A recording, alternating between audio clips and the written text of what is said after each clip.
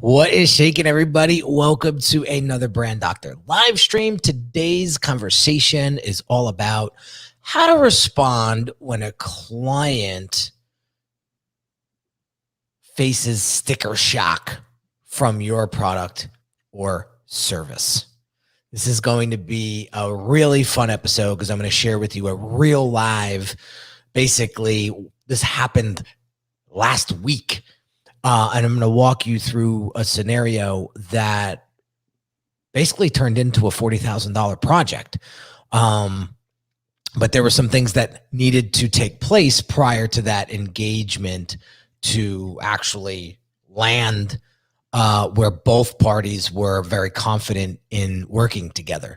So before we get into that, guys, real quick, if you are struggling with your branding, so if you don't know how to properly position yourself, if you feel like your offers aren't hitting the right market segment, if you feel like your online identity is not representing the true value that you deliver to the people that you want to serve, I highly recommend you book a one-on-one brand assessment with me where we can figure out where you're at right now, where you want to go, and those blind spots and or leaks that may be preventing you from achieving those goals. So highly recommend that. Now, jumping into today's conversation, always, this is going to be a fun one, dude, because I love using real examples. Yeah. Right. This just happened. And I was like, you know what? I'm going to keep the person anonymous. I don't want to, ever call anybody out. But this happened literally last week. And I said, this is a perfect teaching moment. So here's the whole scenario from soup to nuts. So I go on this guy's podcast and we hit it off right away. Like you could tell he's a bro. And you could tell that him and I are connecting on a certain level, right? So we do the podcast and it was amazing, right? A couple weeks goes by, he reaches back out and he says, dude, I really love what you got going on. I want to know what it's going to take to work with you next year because this is what I want to do. Okay. So I said, okay, that sounds like you need an assessment. So go ahead and book that and then we will chat. So he books the assessment. We get on the phone. We get on the Zoom and we are chatting it up, right? I'm starting to really discover what he's trying to do. I'm starting to understand some of the pain points he had with people that he hired prior to me. And I was really understanding where he was stuck. But one of the things that I really want to point out was I was really picking up on his energy. This guy was ready to go. He made his decision that he needed help in this part of his business. He was looking for the right person to partner up with, to team up with, to hire, right?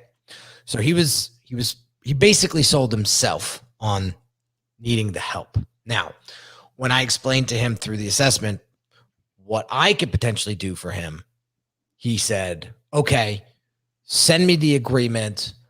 I am in. Let's make this happen. All right. So I want to preface something real quick. When I was talking to him in the assessment, I gave him the big picture, soup to nuts, what I can help him with. Now, he wasn't ready for that. So I said, all right, here's what we can do in the next 30 to 60 days. We're talking brand strategy. We're talking a rebrand because he just has like the bare minimum up right now as far as website and as far as like identity, right? And I said, I will help you with polishing up that brand and getting it to what it needs to look like so you could charge people $30,000 for your program. Okay. And he said, okay, sounds good. So I sent him the agreement and he writes back the next day and he says, we talked about websites. We talked about funnels, but I don't see any of that in the agreement. So Why? Fair question. So I wrote back and I said, you don't see it in the agreement because it's not part of it.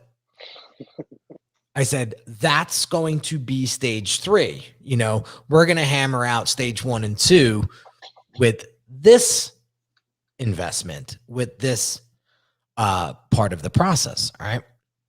So I said, you're looking at another 10 to 15,000 above the 25,000 for phase 1.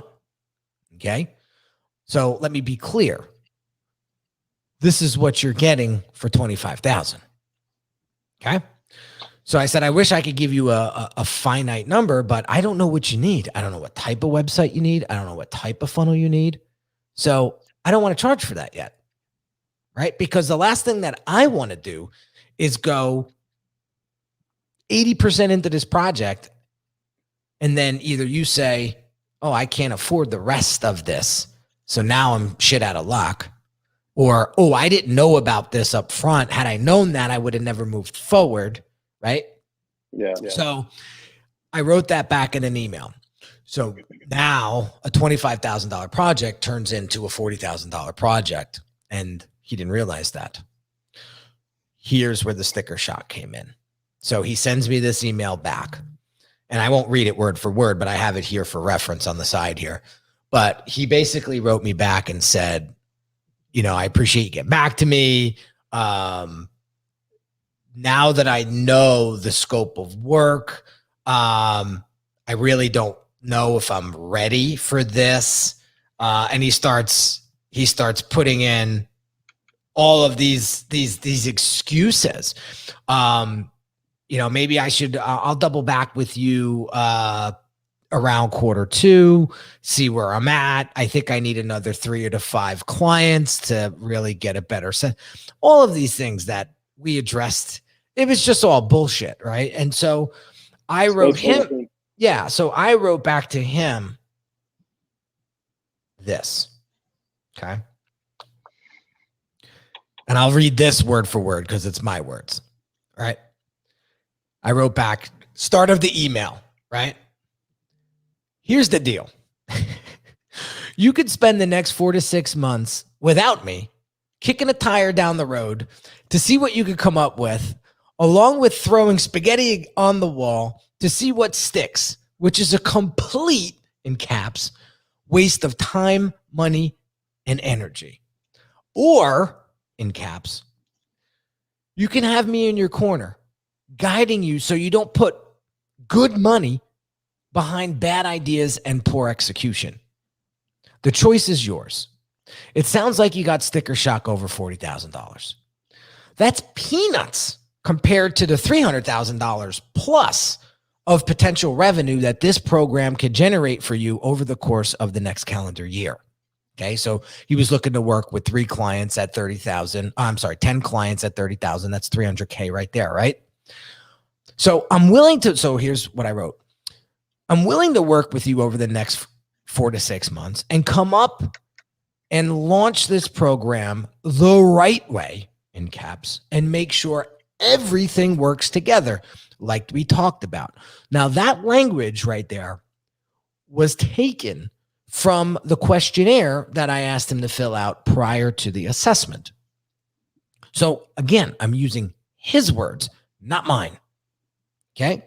So he also talked about in the assessment about this most minimum viable brand. I want to put something out there that's just enough to get me through, right? And he reverted back to that when he got sticker shock. Well, maybe I need to finesse that. Maybe I need to build out my website a little more, and I have to build out the brand a little bit more. And I wrote him back and I said like this. I said, the quote MVB is an excuse and simply bullshit.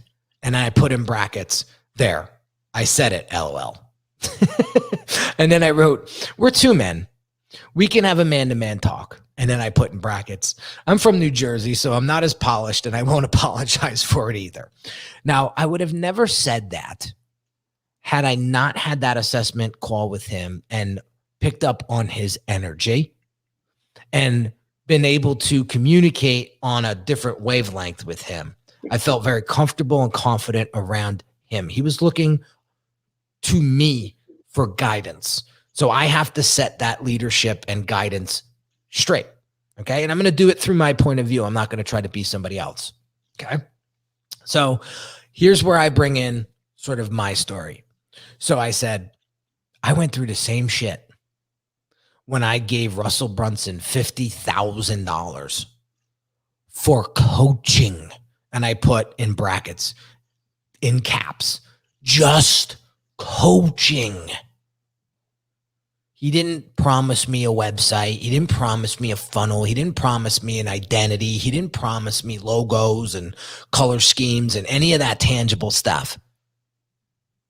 I said, that investment turned into $2.3 million in 3.5 years' time. I said, I was shit scared of paying that kind of money, and I did it anyway. So he told me in the assessment that he had sold some stocks to pay for me. So I knew that information. So I wrote here, I didn't have stocks back then that I sold to pay for that investment. I bet on myself. I earned that money back over time, and I came out on top. I said, here I am 8 years later, alive, well, and still kicking ass. And I have no intentions of slowing down. And that was the end of my email. And I just let that go. I shipped it. So here's what he wrote back. Thanks for this no BS email, Henry. I really appreciate it. I think you're right. Part of this is definitely a sticker shock inspired upper limit problem. And I'm willing to let my shit be called out here. That said, I've also been burned by consultants in the past. So let's address that. I'll take you at your word on this, but I need to know that by the time we're done with both parts of the project, the first stage for the 25K and the next one you described and estimated at 10 to 15K, that we'll have what you mapped out as well as what I've mapped out on the attachment. And he sent me like a wish list of some key visual identity that he wanted specifically. And I said, that's not a problem. I could do that in my eyes with my eyes closed. All right. Let me see here. Oh yeah. Unless we decide, and then he says, unless we decide together that something else makes sense, right? That's the whole part of the brand strategy part, right? So I don't want to get to the end of these two phases of the project and have to hire someone or pay you more to get the websites done, up and running. So I'd like to know that there is a full done for you element included in these two parts of the work. For at least what is on the attachment I sent you. So I need to know that that's something you're going to deliver for me in full, along with whatever else comes up. Okay. Now, to be clear, I'm not asking you to commit to a specific price or full set of work for the second part of the project before we define the scope. I get it that we need to decide on what we need to do before we price it out. But given what you know about what I'm trying to do, what I've asked for on the attachment, where I am, what you've done for other people in the past, that we're not going to get into, we're not going to be doing some crazy over the top shit here.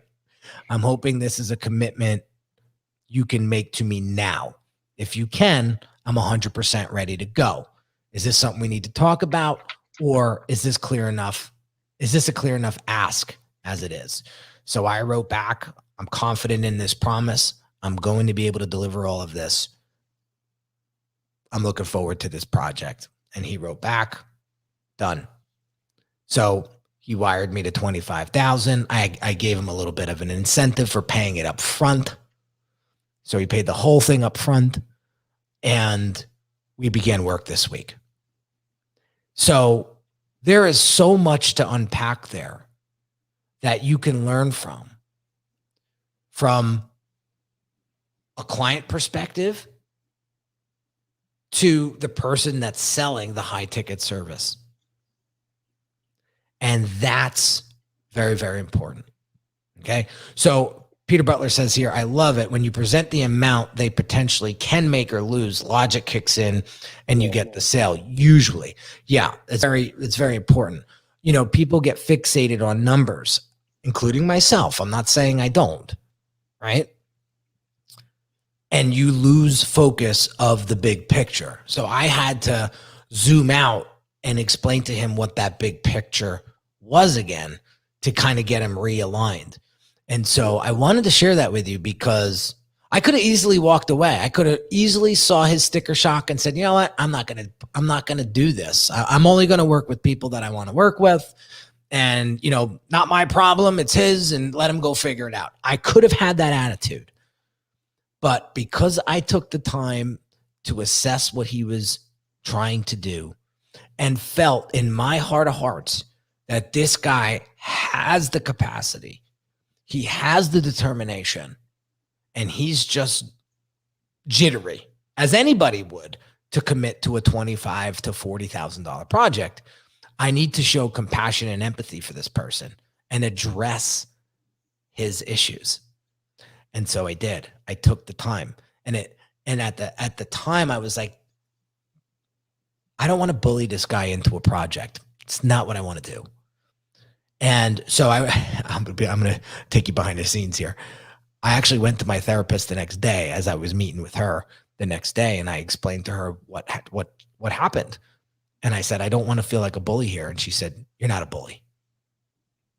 Bullies don't give a damn about other people's feelings. You did in this case, and you addressed it accordingly. So don't call yourself a bully, because you're not. Bullies don't do that kind of work. And I just said, all right, I feel better now. You know, it took an outside perspective for me. That's why I love therapy. It took somebody else to tell me that. And so here we are. A $25K project turned into a $40K project, and he's super confident in his investment. I'm super confident that I brought on the right client, and we're doing some killer work. I mean, we only had 2 sessions this week thus far. We have another one tomorrow. And the amount of profoundness that's coming out of these work sessions just lights me up. Like I look forward to these sessions with him, because him and I are like Batman and Robin.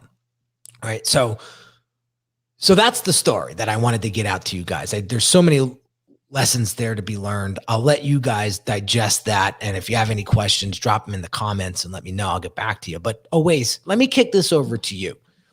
You sell high ticket stuff like I do, you know, 60,000, 50,000, you know, you big projects, you know, it's people's salaries, for Christ's sake, right? How have you handled sticker shock in the past with prospects of your own?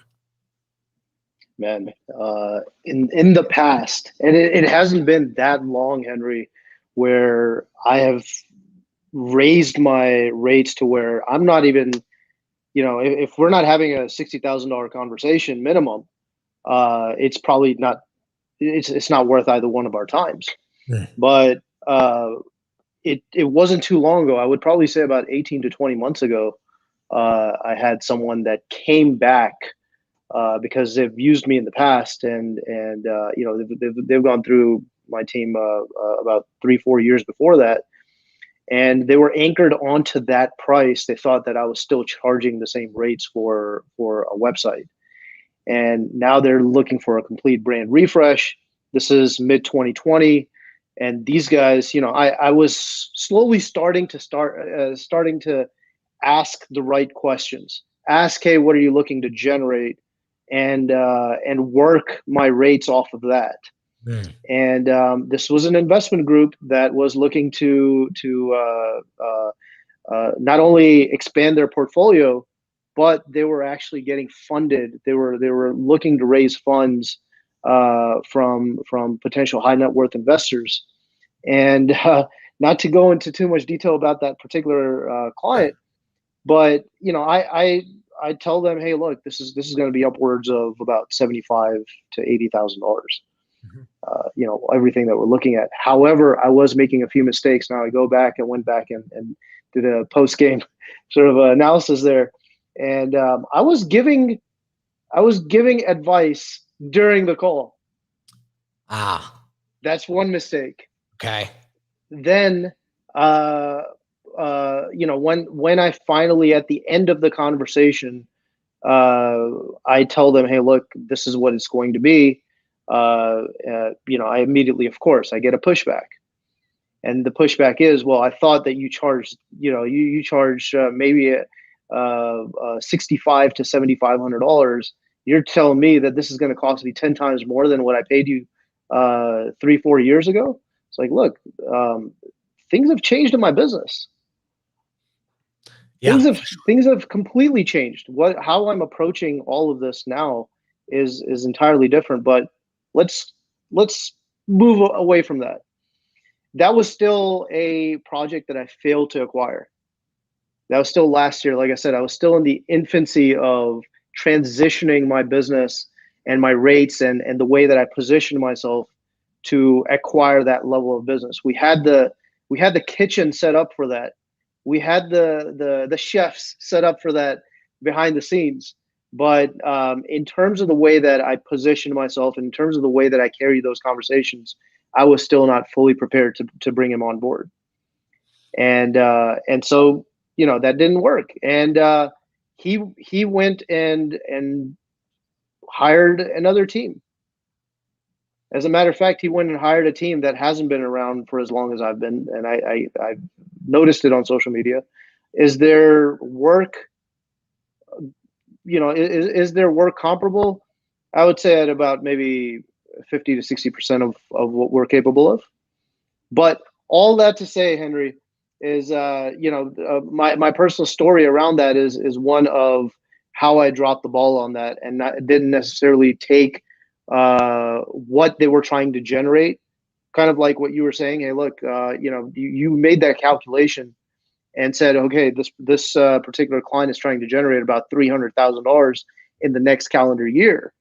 I didn't take that particular amount. I mean, this was well into the 9-figure mark.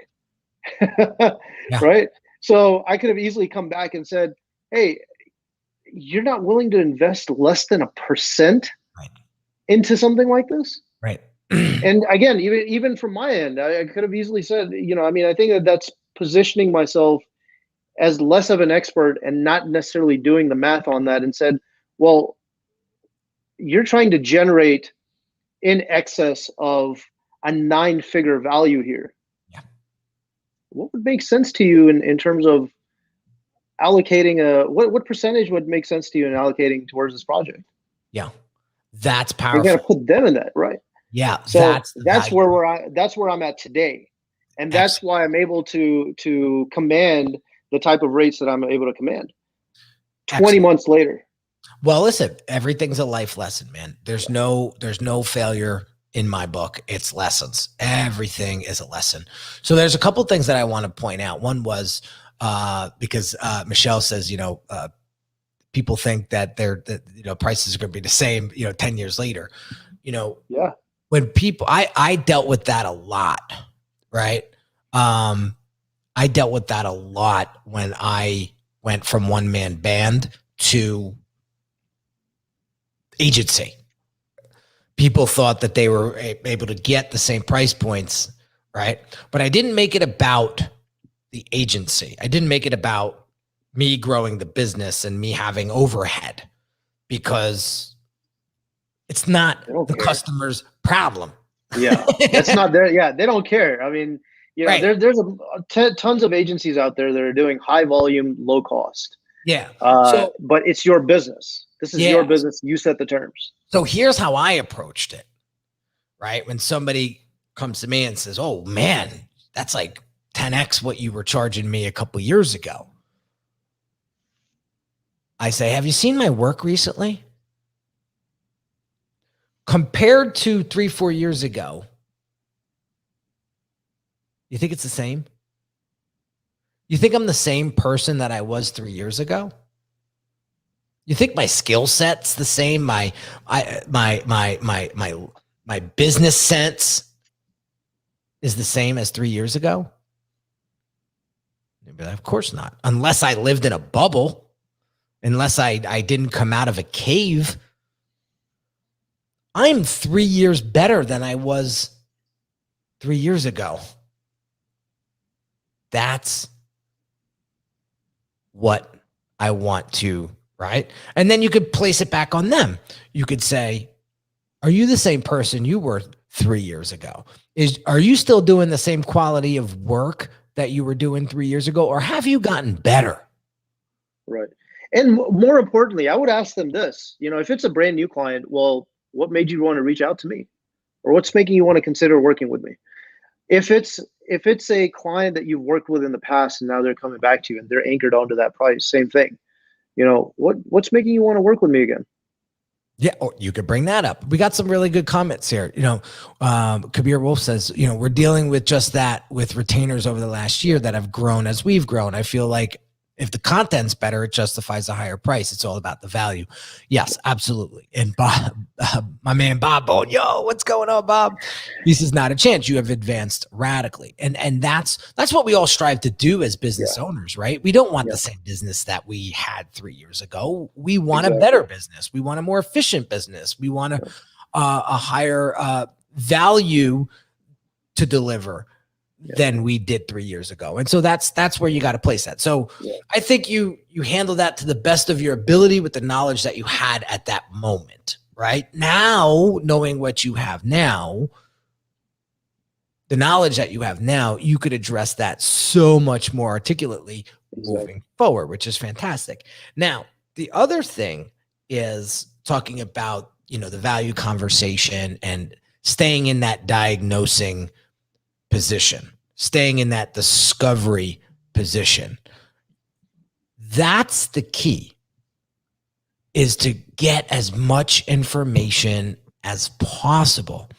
And I was lucky to have this particular client share with me why he fired his last branding person, because they were not clear on expectation. They got to a certain level of business and I guess through the project, and the branding person said, well, if you want me to do that, it's going to be an extra, I don't know. He didn't give me a definitive amount, but it's going to be more money. And I don't know about you, but I don't like surprises like that. I don't. And neither does your clients. Yeah. No, exactly. I'd rather be upfront and just tell them what it is. Listen, you're looking at an average client of mine spends anywhere from 36 to 50, 60,000. I'm just giving you a heads up. Like this is a range. Yeah, this is what a typical client of mine is going to invest in me and my team, right? Give or take. It just depends on the scope of work. It depends on the customization of what they need, right? You could pay 36, you could pay 60. I had a client a couple years ago that paid 90 because it was a tremendous amount of work. We're talking multiple funnels and so on and so forth, right? So as long as you get that out there and you speak in a tone of confidence, people are going to feel that. I think that's something that we need to pay attention to. Again, I want to get back to some of the live listeners. Some of these comments are just amazing. Yeah, they have some great comments. We're really starting a conversation here. Yeah, so let me try and flip this. As a business owner, where does one draw the line? Is there such a thing as cheap yet effective marketing? If that's how you want to position yourself. Again, like I said earlier, there's a lot of companies out there that will do high volume, low cost. It just depends on the businesses that you're serving and what type of results you're driving to them.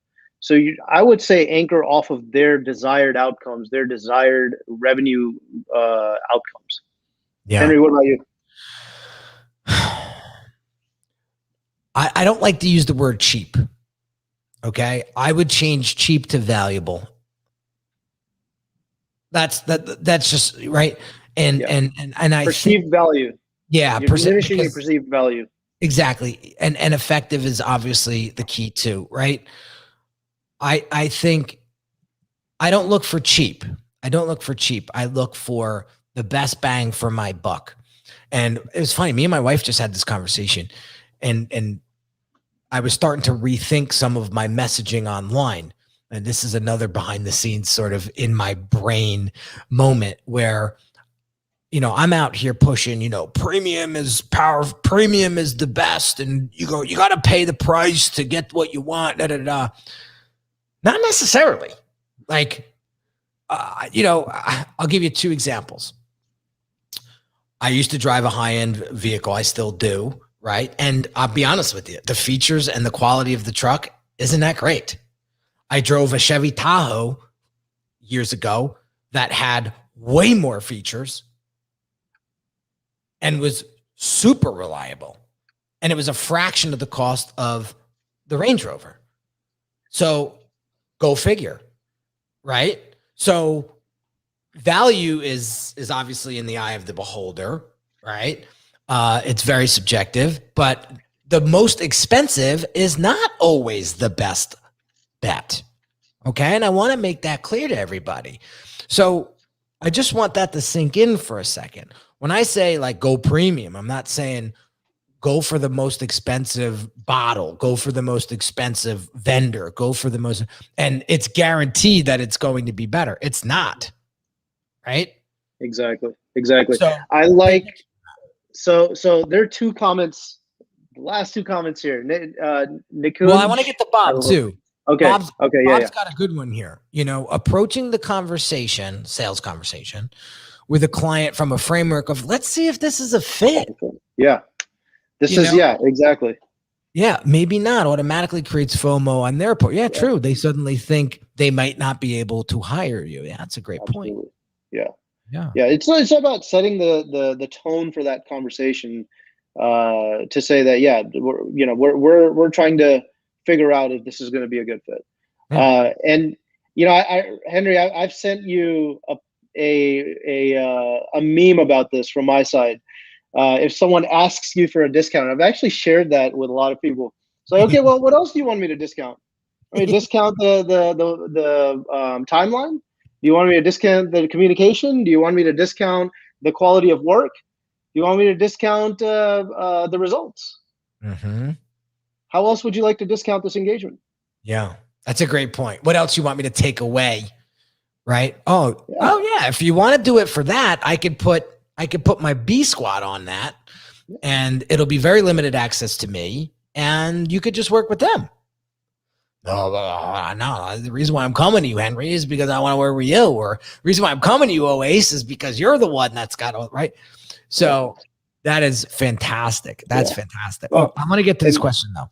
And in marketing, and is marketing even something that can have a value hierarchy? Is that the case that half the cost equals half the results? No, I don't think so. I don't think so. That's a tough one. I'm kind of speechless on that one, to be honest with you. I don't know if I have an answer for that. Because I feel like it's a case by case basis. Yeah.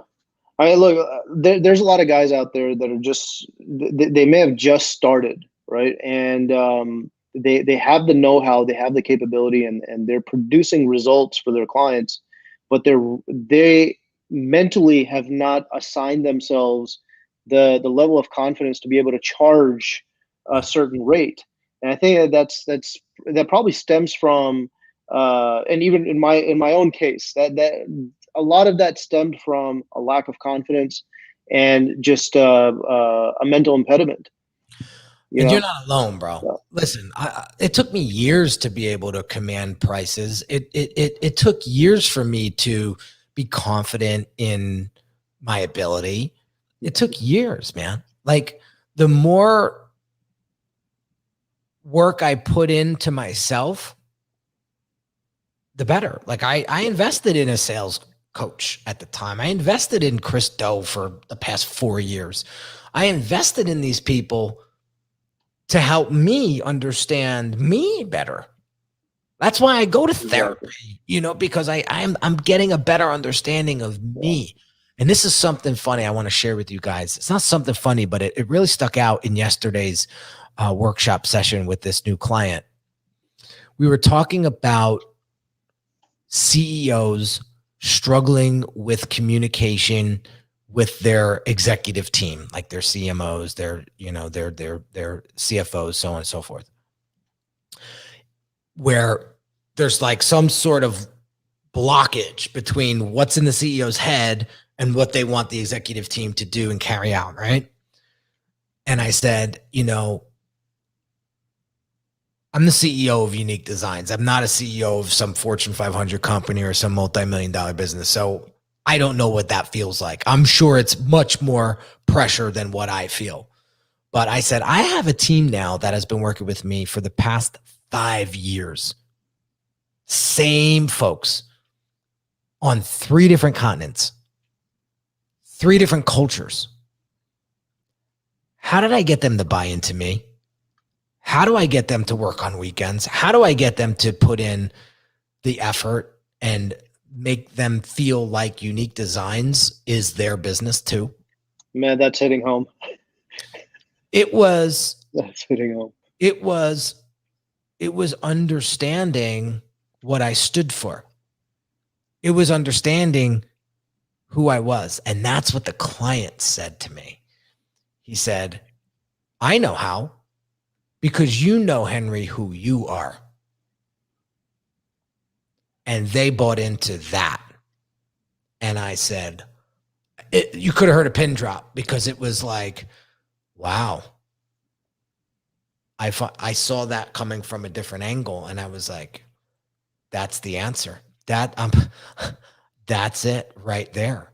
And so I think that's where CEOs struggle, because they're not clearly articulating their vision, their value system, and they're making their executive team and everybody underneath them guess what that is. And that's why brand strategy is so important, to carry that vision and mission and value from the top down. All the way down, yeah. And that's where everybody wins. The customers, the clients, the team, the organization, the executives, to everybody wins. Absolutely. Yeah. It's not only to, and that's something that I always like to hit home as well, is your brand strategy, your brand is not only to attract your customers, it's also to attract people that are going to work for you and work with you. Absolutely. Yeah, absolutely. And that's they need why to believe in you. Exactly. And that's important. And my team has seen me in my burnout phases. They've seen me at my best. They've seen all of that, and they're still around. They didn't jump ship, on the slow times of the year. They didn't go find something else. They stuck by me. I'll never forget that, man. I'll never forget that. Right. And it actually, when I think about it, it actually gets me that more fired up to go harder, to go smarter, because there's people that I'm supporting in different countries where the dollar is quite strong. Yeah. So if I can help them live a better quality of life by what I do and how I help people, that's a huge win. And I don't think enough people think about that. But it's something to consider. So yeah, Peter says invest equals ROI. Yeah. Listen, what you put into your business is what you're going to get out. And you'll hear a lot of people say that. So if you invest a little, you're going to get a little back. If you invest a lot, and I'm not just talking money, guys, let me just make that clear again. It's not just about pouring $25,000 into your business. I poured 9, let's just call it 10 plus 10, 20. Yeah, I'm already $20K invested into my business this year, and nothing panned out of it. Nothing. I'm not upset about it. Yeah. It was a bad investment. I won't do that again. On the sales side, I would encourage everyone, and Peter Butler has already said this, right? A keyword, invest is a keyword in sales. I was actually with a sales coach just 2-3 days ago having this exact same conversation, and she on a route on multiple in multiple statements, she was telling me about her conversations with her prospective clients, and she would say, yeah, I typically my rates cost, or I charge this much, and I tell them this would cost this much. And I was like, well, shift that terminology and tell them that they're going to be investing this much in X amount, and see how that can completely changes. And even in her mind, like right then and there, just a light bulb went off. Mhm. Yeah. And so, yeah, I mean, in my own experience, the minute that I had shifted that entire phrasing, Yeah. whether I'm telling someone that it's going to cost them, I'm going to say, no, they need to invest a specific dollar amount. Exactly. If I talk about a specific client in the past, they didn't spend an X amount, they invested it. Exactly. And if they're still around, if they've expanded their business, if they've expanded into other marketplaces, if they're seeing growth in their business, well, guess what? Yes, they invested and they've gotten return on that investment. That's it. So there's a bunch of takeaways here. I highly encourage everybody that's tuning in now, if you haven't caught the beginning of this, go catch the beginning of this, because there was a ton of valuable lessons to be learned on both ends, the business owner and the client that we discussed. And I feel like we definitely hit a topic today that is popular, and it's going to truly help people get over maybe the fear of themselves sticker shocking themselves. That's number one. I've seen that before.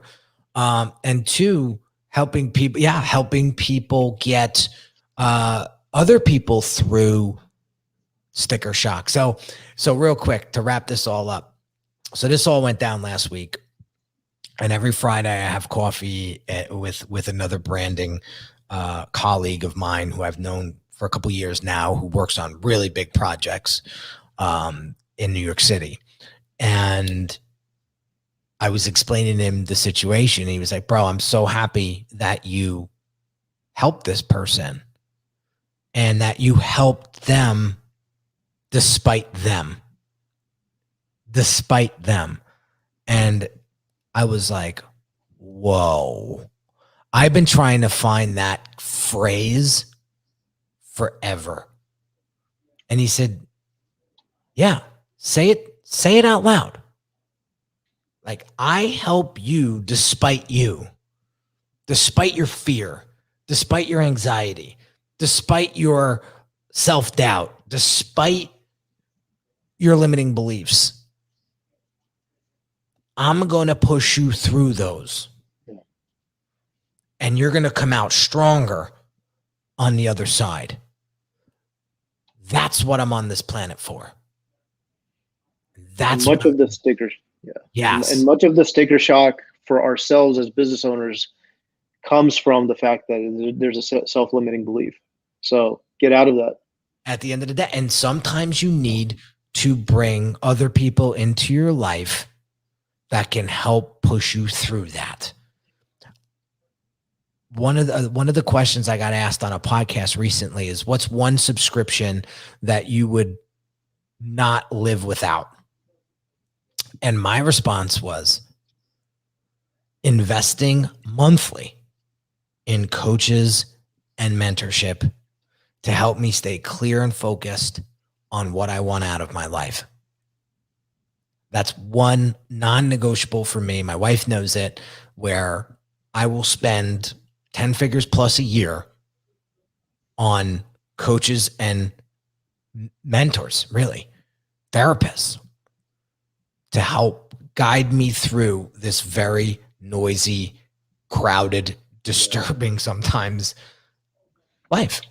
And sometimes in order to get through those sticker shocks, you need somebody that you trust that's going to push you through that. And so think of helping your clients in the same way. Instead of getting all defensive about them kicking back the price, and fighting you on the price. Know that there's more questions that need to be asked because they're just fearful. That's all it is. They're scared. So put yourself in their shoes. When's the last time you wrote a $25,000 check? What did that feel like? Remember that. Yeah. It's a big thing. Yeah. So what a great audience today. I want to say thank you to Peter and to Kabir and to Michelle and to Nikunj. I'm sorry, I probably butchered your name. Appreciate all you guys for joining. Bob. Oh, Bob was in the house too. I don't know if he's still here, but Bob, appreciate you, man. So have an amazing day. Let us know what your biggest takeaway is in the comments of this conversation today. And if you snapshot the video and you tag it on Instagram and tag me at the Brand DR, I'd be happy to repost it and give you a huge thank you and shout out as well. So catch us every Wednesday, 2 p.m. Eastern, where we talk branding, we talk mindset, we talk entrepreneurship, and we really help coaches, consultants, personality brands, small business owners to create a stronger brand that's going to help people live a better life, the bottom line. So have an amazing day, guys, and we'll catch you on the next one real soon. Take care.